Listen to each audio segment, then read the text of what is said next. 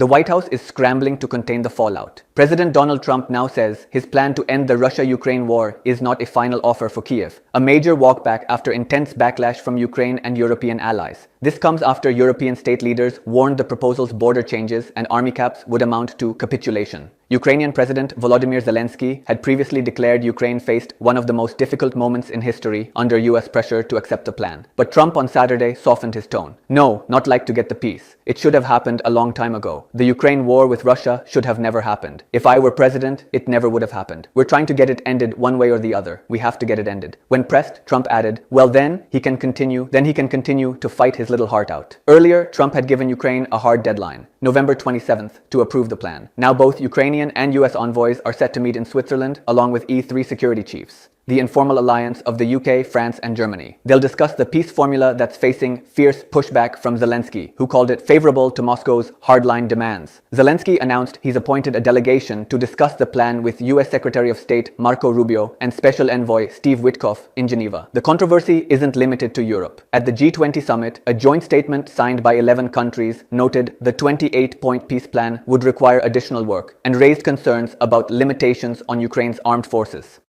UK Prime Minister Keir Starmer met with Canadian Prime Minister Mark Carney, exchanging views on advancing the Ukraine peace process. French President Emmanuel Macron welcomed US peace efforts, but was blunt. Our unique problem, all of us, is Russia. They started this war, they refused ceasefire proposals in February, March, July, August. There is one aggressor and one victim, full stop. Meanwhile, a rare bright spot. 31 Ukrainians returned home from Belarus on Saturday as a result of agreements negotiated by Trump's special envoy to Belarus, John Kellogg.